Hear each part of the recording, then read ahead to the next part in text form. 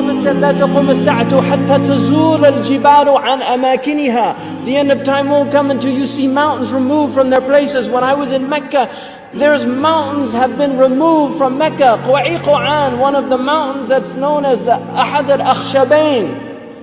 When the angels came to the Prophet ﷺ and they asked him if he wanted to see the mountains that they would يطبقهما على Quraysh.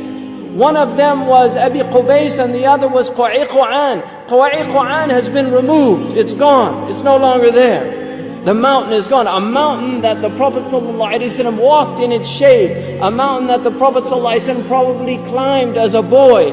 This mountain is now removed. Then the Prophet ﷺ said, لا تقوم الساعة حتى تزول الجبال عن أماكنها. These are signs for people to reflect. The Prophet I was on the Arabian Peninsula with my family, walking on the beach, and I came upon people in a public beach having sexual intercourse in a public beach on the Arabian Peninsula.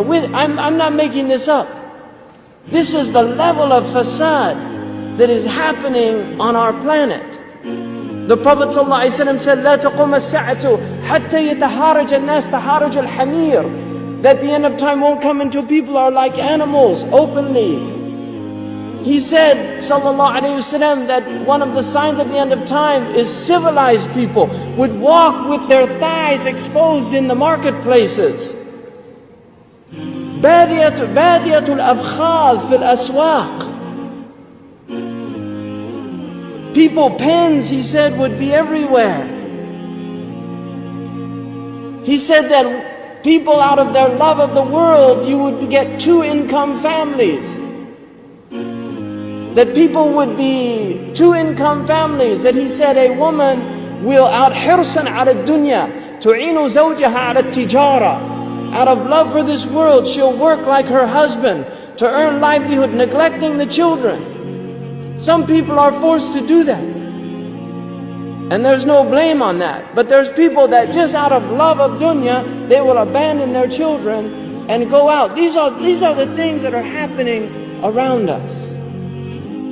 He told us that towards the end of time, you will see the people of the ala, ri'asha yatatawaluna fil bunyan. He said there will be poor people who were the desert people, and they were poor and they were taking care of goats and animals, and then they'll begin to build huge buildings. These are signs before your very eyes. We're seeing signs of our Prophet ﷺ. He told us that you will see the buildings of Mecca reach the mountaintops. The buildings of Mecca will reach the mountaintops. And this is happening in our lifetime. When I first went to Mecca, there were no buildings even close to the tops of the mountains of Mecca. And now it's filled with buildings that are beginning to reach the mountaintops. I was on one of the tallest mountains in Mecca, and you can see the clock tower now surpasses the mountains. The Prophet ﷺ said, in a hadith, he said, إِذَا رَأَيْتُمْ مَكَّةَ بُعِجَتْ كَظَائِمًا. If you see Mecca, if you see its mountains with holes pierced through them, this is what it means. بُعِجَتْ كَظَائِمًا وَيَتَسَاوَى بُنْيَانُهَا رُؤُوسَ جِبَالِهَا. And you see the buildings reach or in a riwayah ta'lu, they will actually surpass the mountaintops. And then he said, فَقَدْ أَظَلَّتَ السَّاعَةُ. It means that the Sa'a has cast its shadow.